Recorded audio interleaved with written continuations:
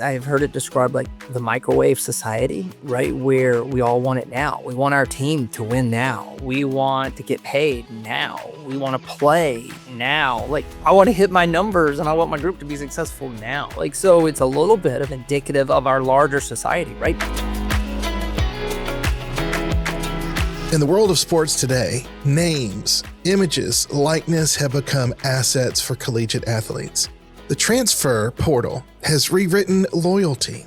Marketing has become decisive as metrics, and young athletes are being asked to make adult decisions before they have adult formation. So the question is no longer whether sports shape culture. The question, I think, is what kind of people does it form in the process? So today, we're talking about faith, work, and moral presence in the modern sports economy, how to lead with integrity, a system moving at full speed, and what it means to be faithful when the incentives at times point elsewhere. Well, welcome to Nuance, where we seek to be faithful in the public square. I'm Case Thorp, and I am honored today to be joined by my friend Ben Godwin. Ben, welcome. Case, good morning. It's great to be with you, and a good time for the conversation with, the college football national championship just wrapping up. Yes. Monday night.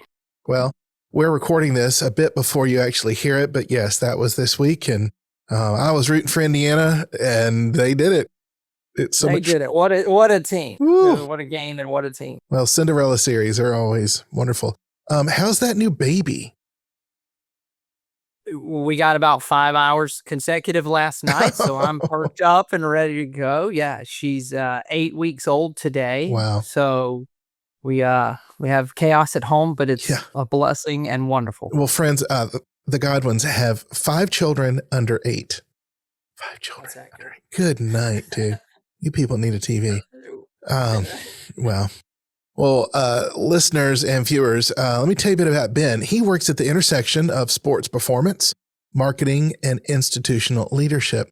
Through his work with a company called Catapult, he's had a front row seat to some of the most significant changes in the sports world, including NIL, the transfer portal, athlete branding, and the increasing professionalization of college athletes. He attended the University of Alabama for his undergraduate degree in accounting and earned an MBA there. So as I said, his wonderful wife and he have 5 children. Let me encourage you, share this episode on your social media. Leave us a comment. It really helps us to reach even further with this content. So Ben, let's start with a little bit about your company, Catapult. It's based out of Australia, correct? Correct. Our home office financially is Melbourne, Australia. That's where the company was founded about 20 years ago. But through growth, acquisition, we're publicly listed on the AUX, the Australian Stock Exchange, but just through growth and acquisition of other companies and the growth in sports, it's grown across the globe. And now our leadership headquarters is here in America and in North America, in Boston. And then we have an office in Orlando. What all does Catapult do? And then what are your particular responsibilities? Yeah, Catapult globally focuses on sports data, sports technology, bringing in data points off coaching points, off wearables that players wear, heart rates, motion detectors, footage that comes in, imagery that comes in, aggregating and then using that content to help coaches, help strength coaches, trainers, athletes evolve, media develop, distribute content. So basically aggregating data, imagery, video, creating insights, creating value from that, both live and then post-live after games or meets happen. And we have about 5,000 customers around the globe, all sports, soccer, hockey, American football. So yeah, we're living and breathing it 12 months a year. Now you mentioned the wearables. Do y'all do the design and the production of the equipment? Yeah. Yep. But the secret sauce is the software that pulls the data off of the wearable devices. And then it could be up to 800 data points a second that you're pulling. Wow. But coaches need that boiled down to, all right, tell me the 5 things. Yeah. This player, he's tired. He's not back from his injury. Hey, after 5 plays, he needs a break. You hear the word load management a lot in sports today, helping players get the right amount of rest and balance. Well, that's not just a coach judging that. It's data telling data scientists, and they're telling the coaches, hey, here's how we need to manage to optimally perform. Unreal. So y'all do both professional sports, collegiate. Are you into high school yet?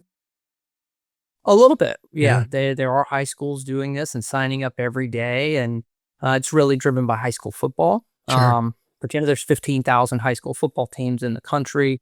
And eventually it will become standard with player health and safety and the focus on taking care of the young athletes, especially in the game of American football. Don't I understand that you also at your company stand at that intersection between the athlete, NIL, and perhaps contracts with Nike and others? Yeah, we do. So we have 3 divisions, right? I mentioned bringing in footage and data and imagery from the venue, from the stadium. So part of that is used to help coaches. How do we make better game plans? The NFL team's preparing for the playoffs. And their coaching staffs, it's for trainers and strength coaches. How do we prepare in the off season? How do we better train our athletes? And then the 3rd division is driven by media. Okay, so we have all this content. How do we help schools, athletes, teams create value beyond just the live game that you just watched? What about all that content that we've captured? Now, how do we go create greater distribution or monetization with the content? And so your particular role, and then what drew you to this? Well, I started out, as you mentioned, heading on a track to be an accountant, and I needed something a little more broad. A little more exciting. It was a little too specific for me. Right. So while I was at Alabama, I was fortunate to work in their athletic department in their football office, and I was around this.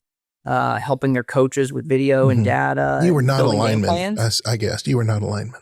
That's right. So I had to find another role. And after that, I kind of launched into a track of some sports business. I took an internship at the SEC, the Southeastern Conference in Birmingham, and stayed on their staff for a few years. Went from there to Major League Baseball and began to get into media there. I worked in their television group.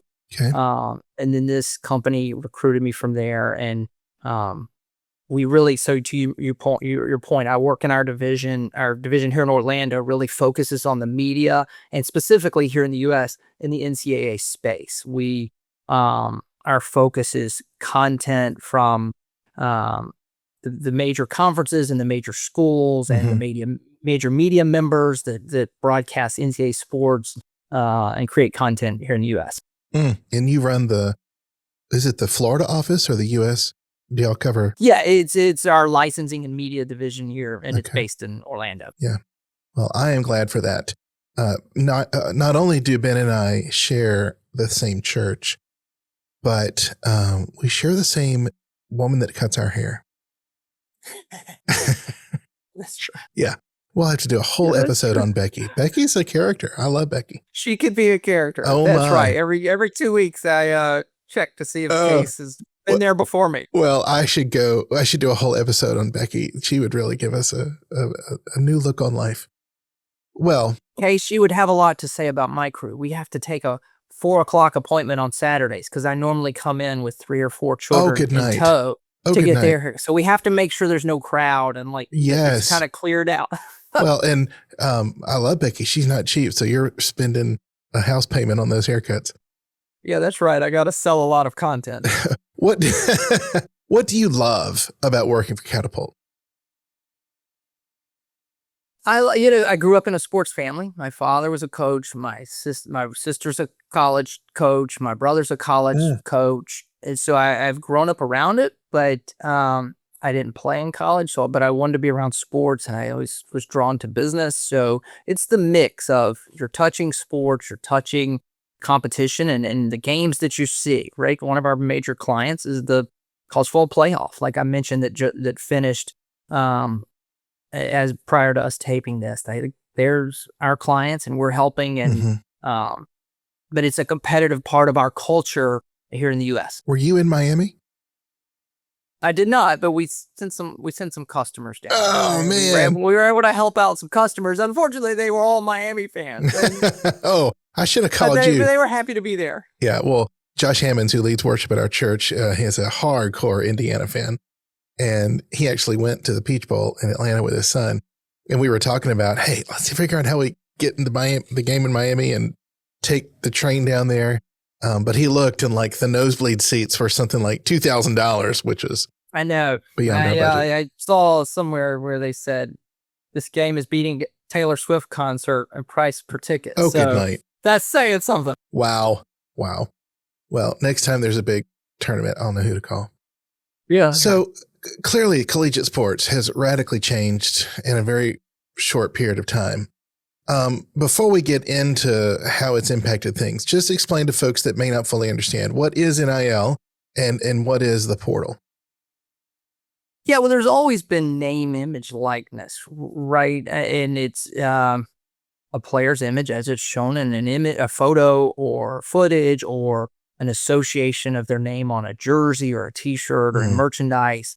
What changed was about 5 years ago, the NCAA overnight, due to litigation and an onslaught of lawsuits and pressure from the first state, California, and Gavin Newsom was the first governor to begin to put in state legislation, and then several states, Florida followed. Pressure from states on the NCAA, they did a complete 180 for years and years and years. For the history of NCAA, former student athletes their images could be used, but while they were a current student, they could not commercialize their image and likeness. Okay. But that all changed one summer 5 years ago in July, when overnight it became completely legal. Wow. Without a lot of guardrails, without a lot of guidance, without a grace period, it became wide open. And all of a sudden, one day, athletes are promoting tennis shoes, sweet tea, car dealerships, and you kind of open Pandora's box. And then to your second question, in parallel, the NCAA also, because of pressure on creating a more favorable landscape for athletes, opened up the transfer portal. It used to be athletes could transfer one time, or athletes could transfer and they had to sit out a year before they could be eligible at their next school. Well, when the portal came into play, it basically became free agency overnight. You can transfer as many times as you want, basically. If you meet certain criteria, you can go in the portal, and it's basically like a free market of players, and you could shop around. And so that just for this period, that just closed last Friday for this year. So for the football season, the football players that just played, the portal was just open for 2 weeks. And so you saw from American college football Division I, almost 4,000 students went into the portal this time that just closed. So it's very active, and you're seeing teams like we mentioned, Indiana, who just rebuilt their roster very quickly using the portal. Well, and my mind's blanking on the Miami quarterback. Yeah, Beck. Yes, I mean wasn't he at FSU and Georgia? He was Georgia and in Miami. Okay. In Mendoza, at Indiana, was Cal, and the California, Berkeley, and then Indiana. What, from your seat in all of this, do you think most outsiders misunderstand or don't get?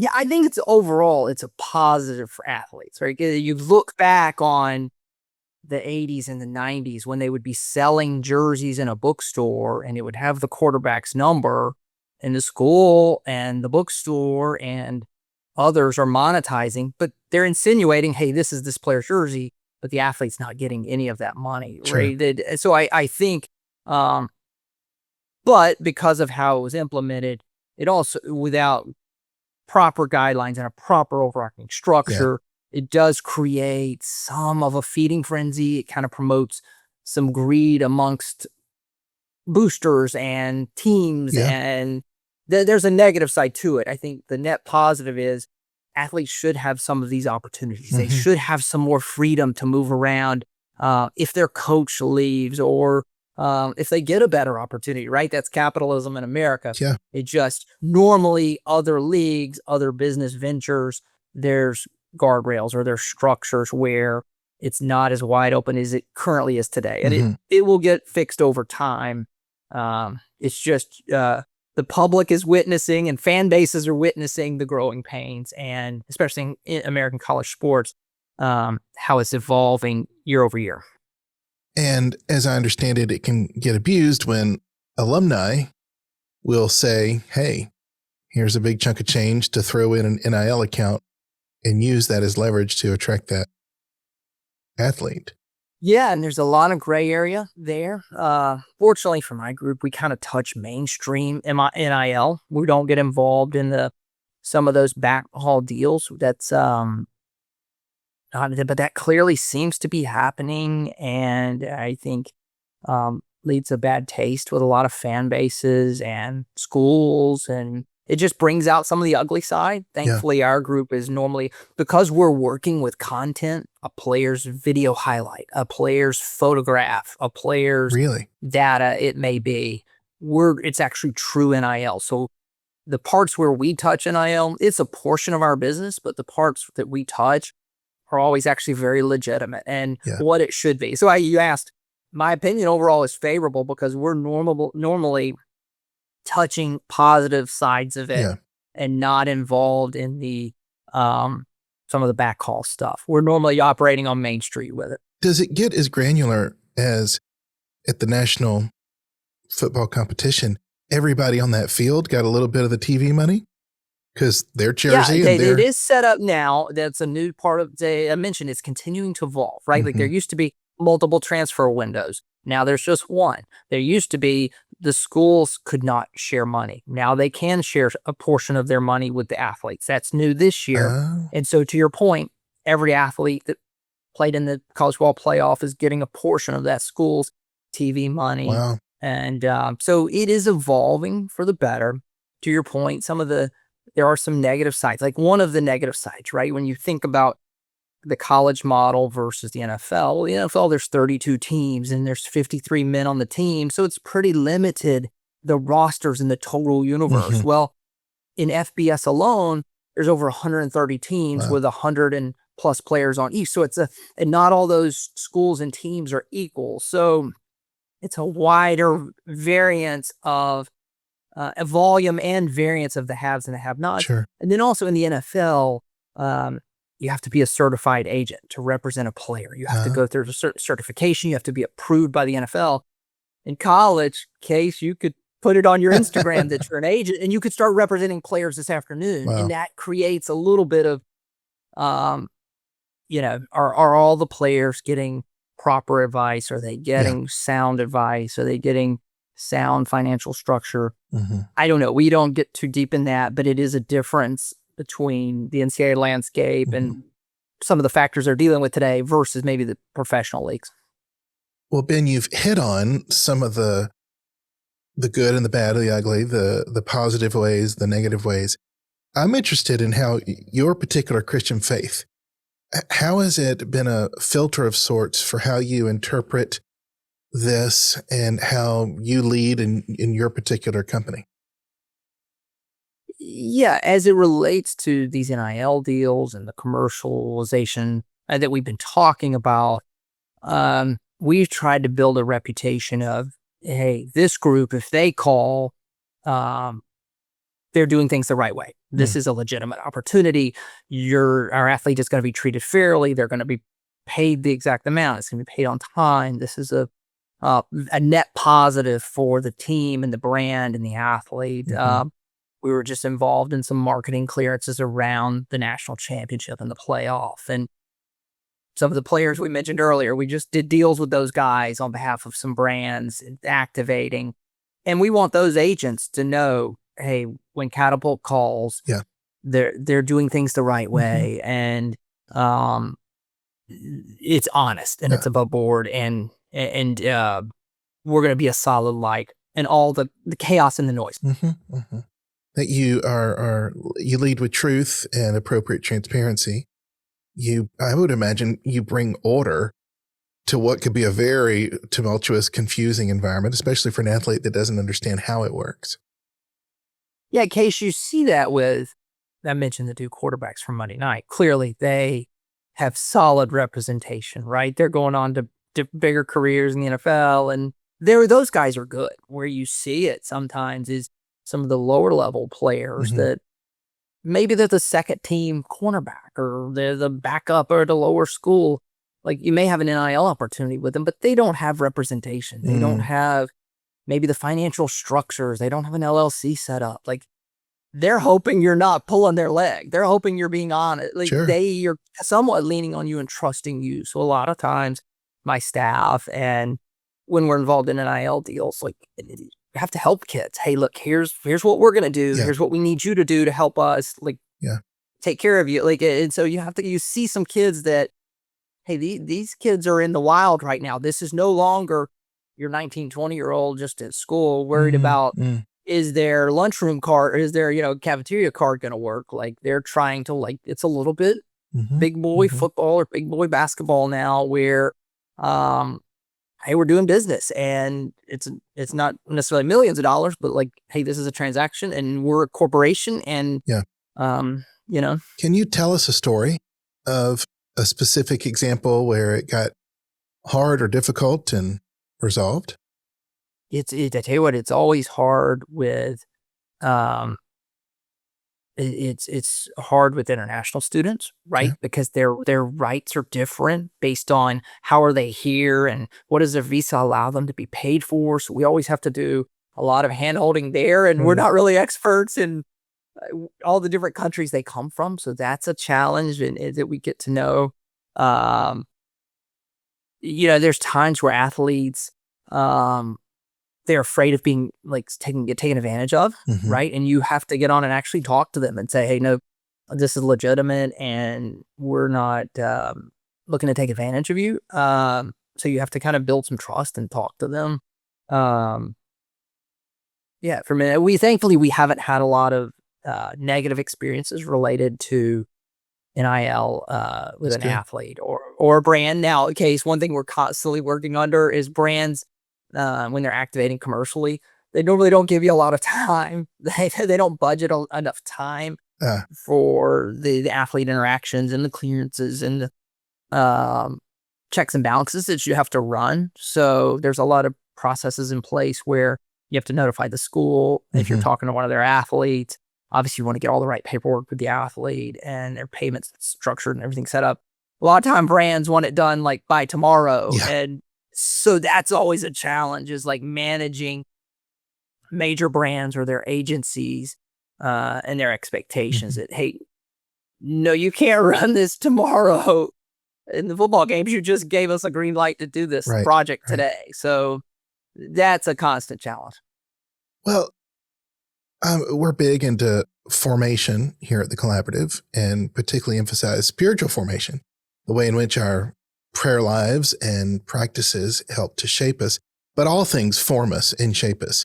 And I could imagine, especially if you're a young athlete, you're especially vulnerable or open for leaning your behavior in a certain way, getting formed towards what is rewarded, what's quietly tolerated. How do you think about formation in the collegiate athletic environment? Yeah, I think you're right? I think this is an inflection point for American collegiate sports that, hey, we want to take advantage of NIL opportunities and movement opportunities from the portal.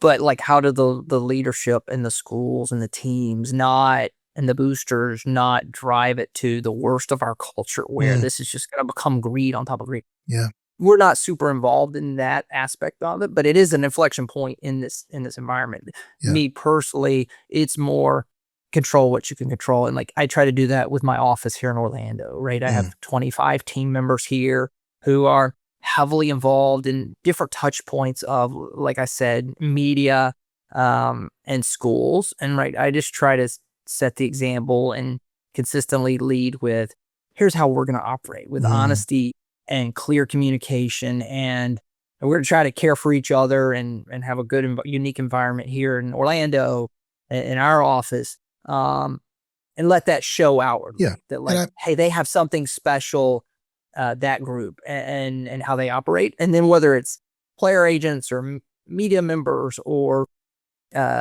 big companies buying content from us, show it with how we consistently act and carry ourselves in the market. Well, I can imagine that's a comforting thing for an athlete, but it's wonderful that they are presented with a process that is on the up and up and intentional, structured, and that hopefully forms them to do the same in their own behavior as well as in future life. I know that some of the values that I feel have been sacrificed with some of these changes, like a commitment to a team. When you can hop in the portal and jump around too much, like, where's the loyalty? I think that's what bugged me about Beck, because I'm a Georgia Bulldog at heart, and sure, I hate to lose him, but I don't know. It just feels like you're running to the next opportunity in order to win that championship and get bigger and larger. And is it always for the best reasons? Yeah, that's true. There's unfortunately there's thousands of these data points happening. Like I said, right now, right, almost 4,000 football players just went into the portal. And what you're not hearing about is, I think when the portal closed, there were still 2,000 kids in the portal. So where are those kids going to land? They're not always landing at a better spot. Some of them, their days playing college football are over. They're not going to find a home, or they're going to go backwards from the place where they left, as far as like culture, program, quality, etc. So there's those negative stories of the portal you're not reading about, and they're not always out there. Clearly, there's instances where a coach changes, or a family matter, or even a better financial opportunity. Okay, it's good for the kid to have the opportunity to leave, but there's negative stories out there and negative circumstances that you're not really hearing a lot about. Hey, what about the kids that lost their opportunity, right, or went backwards? Well, I would imagine a coach knows, doesn't he, when you put yourself in the portal? And there's a lot of times coaches are encouraging, right? Like, it sometimes can be a tool for a coach that, hey, we'd like you to go in the portal because we want to free up your spot. So it's working both ways, that coaches can use it to turn their rosters faster. You're not seeing this is going to be a 3 or 4 year rebuild. Not necessarily anymore, right? There's coaches going in, and some high profile coaches. Hey, we need you to maybe it's best if you jump in the portal. We need your spot. So I'm thinking of this question from two directions. If a coach puts you in or encourages you to go into the portal, like that value of mentoring and a coach being more concerned about character than the win, a lot of that seems sacrificed. Even on your end, you're so focused understandably on numbers and metrics and colleagues. Where's the emphasis on humanity in all this? The care for the person more so than just the prize. Case, right? Like, I've heard it described like the microwave society, right? Where we all want it now. We want our team to win now. We want to get paid now. We want to play now. Like, I want to hit my numbers, and I want my group to be successful now. Like, so it's a little bit of indicative of our larger society, right? You think about media and consumption, and are young people today sitting down and watching a full 3.5 hour game? No, they're watching the highlights on YouTube the next morning, and they're consuming the entire game in 5.5 minutes. Well, I noticed on YouTube TV, when you go to a game, you can hit a button of get all the highlights up to this moment. I'm like, wow. Well, and there's algorithms, right? Learning that, hey, you watch those Florida Gator highlights. Well, tomorrow morning, guess what? I'm going to be feeding you a string out of video after video of. And it's just, I think it's indicative, like college sports or the environment where we work, I think is indicative of our society, that fans, consumers want it now. They don't want to wait, right? Mhm. You want your paper towels and orange juice delivered in the next hour, not, hey, where are we going to be patient and go wait in line and go to the grocery store and go get it, Come right? on, So Amazon. it's the Mhm. same. That's right. It's the same thing happening in the sports world, and the consumption of media, the demands of athletes, the demands of coaches, right? Mhm. To your point, though, is there some value lost there in the um, being patient, Mhm. overcoming obstacles? I would think you would have some great leaders and coaches out there saying, yeah, that could be lost in what's going on right now. Mhm. Mhm. A dear, dear friend of the family, I would say even practically cousins, just finished a career at UNC on the football team, and captain of the team, did great in school, I believe an All-American. And I have watched his journey and have talked to his parents a great deal about the pressures on him, but also the ways in which he could shine. He never left UNC through the days, and in this last year, got to taste Bill Belichick. Yeah, he had a unique senior year. Well, for sure. And I'm just so grateful. He was such a strong young man of faith going in to college football that I felt it guided him. It was an anchor of sorts as he grew as an athlete, as he grew as a team leader, for sure. What are some ways that you try to bring even more so a Christian perspective or those common good values? Do you ever have to have a talk with an athlete of, okay, let's reset our priorities and see that this is a win-win? Less to athletes. It's more on, again, managing my team here. Mm-hmm. Typically, but Case, I've had a lot of young people, like, because we're in sports, because we're in sports media, I lose a lot of team members to Major League Baseball. I've got 2 or 3 folks that have gone on to work for NFL teams. I Mm-hmm. lost one this in the fall to NBC Sports in New York. I want them to leave with um, a good foundational experience when they were here with us, right? Yeah. That as you go out to these teams, as your entry point into the marketplace formed you and shaped you for how to work with honesty, how to work with integrity, how to care for others, how to not be impatient with the noise and the issues and the struggles that happen around you. Like, that's going to be every place. Like, I've worked multiple sports organizations, and in this space, it's competitive. It's uh, highly visible at times when you have mistakes or issues or Mm-hmm. your team loses. Right, like, it's very public, and it can be at times if you work at a team level. Let's be above that, right? With our perspective here today, with the challenges that are going to happen or the failures today, and dealing with teams or athletes or media companies, it's highly competitive. Um, let's work hard, be honest, care about your team members, have a human element Yeah. of we're going to care about people. So it's more so inside in my organization or my office than it is dealing with the Yeah. athletes Yeah. specifically.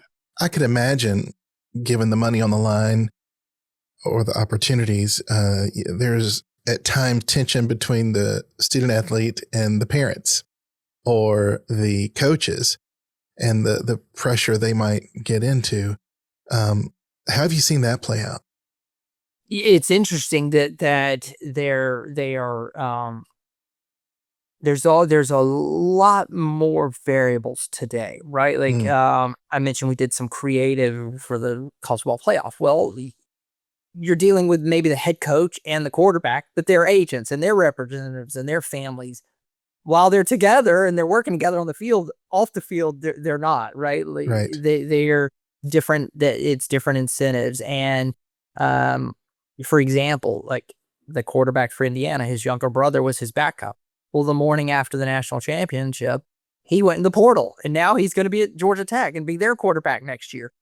My point is, there's in sports today, there's always a lot more going on behind the scenes. That, like, Mm, um, yes, you're playing the games. Yes, you're focused on your team, but you're also kind of thinking about your next chapter and your next move and your Right. business move over here. So, again, my group, as we play in that space or as we operate with the companies, we're just trying to be a trusted source that, hey, they're honest, they're legitimate, what they're doing is legitimate, and they're a net positive when we engage with Catapult. So if there's an athlete listening now, perhaps looking at this whole world, maybe coming into it, what sort of advice would you have for how they cultivate their own development and their career in this? I'm gonna have to get my siblings on, college coaches, to talk to you about that one. Ours would just be from a business standpoint. Find people that you trust around you, right? To give you sound advice, to give you, you think about some of these times where, hey, I could transfer from school A to school B. What are the conditions there? What are the playing conditions? What is the best path to playing time? What's the net on the money that I will make, right? After taxes, after agent commissions, like, are you actually even netting out better by making this move? You need somebody who has your best interest at heart and is looking holistically at also, hey, what happened to going to school? Like, what degree are you working on? Right? Because throughout Case, the whole discussion here, transfer portal, NIL, the percentages are still the same. It's micro fractions of the Division I football players that will go on to actually make a lot of money and play in the NFL, right? So, and the money that you're making here in the NCAA is not necessarily life changing for a lot of them. Sure. It may make your next 6 months better or your next couple years, but so who's advising you on like taking advantage of the 4 years, 5 years that you're in school to maximize your opportunity to play, to earn some NIL money, to have opportunities, and still get a degree. Get to surround yourself with people you trust. Yeah. And not that I'm in this line of work, clearly, but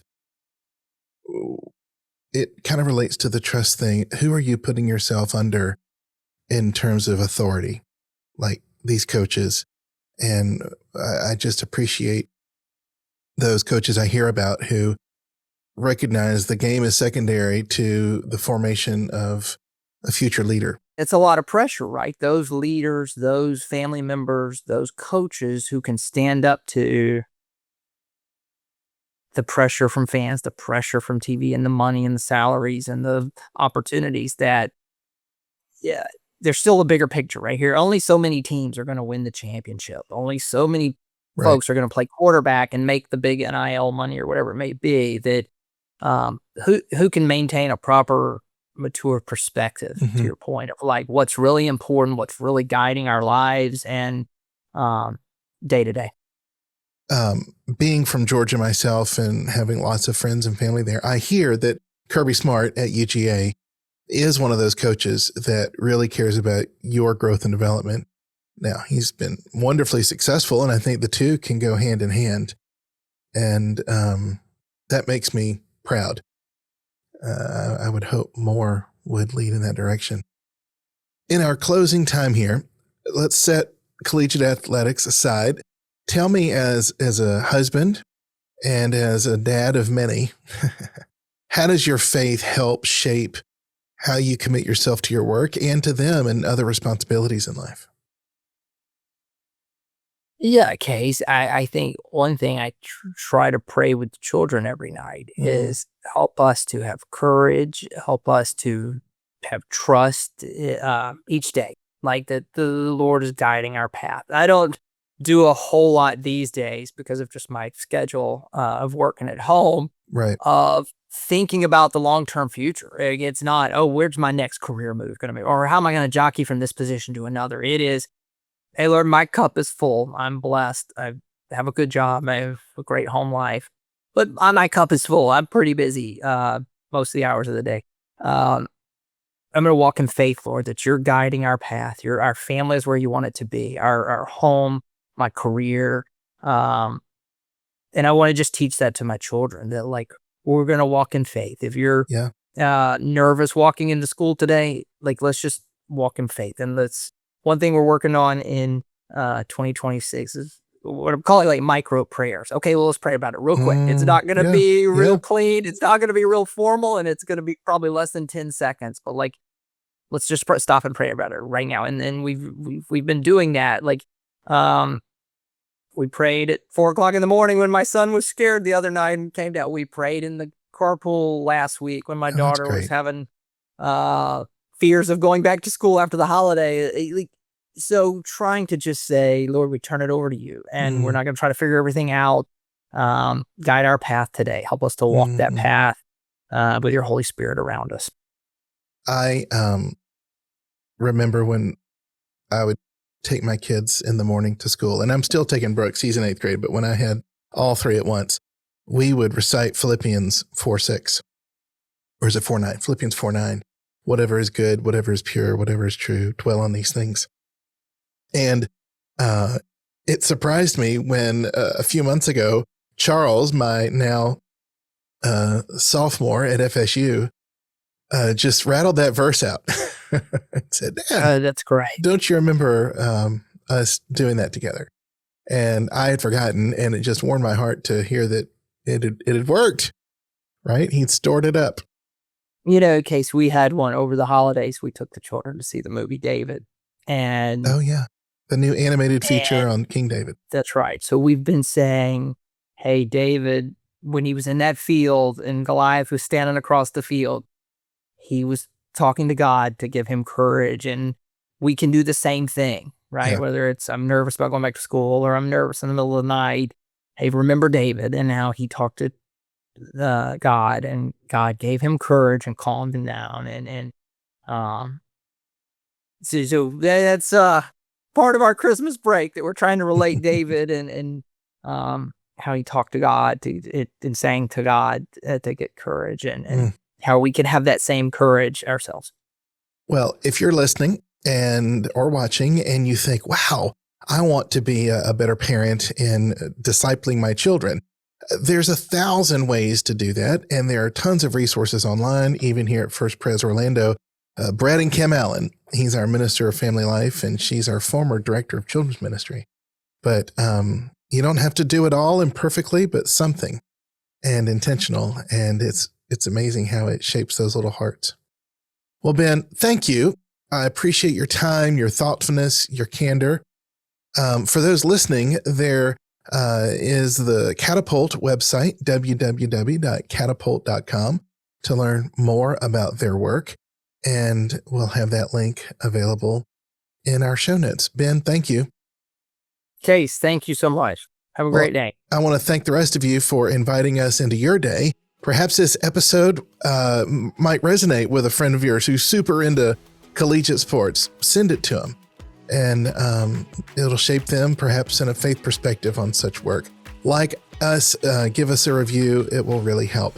If you go to our website, wecolabor.com, drop your email. I'll send you a copy of Zeitgeist, our journal on faith, work, and culture. Many thanks to the Stein Foundation for making today's episode possible. I'm Case Thorp, and God's blessings on you.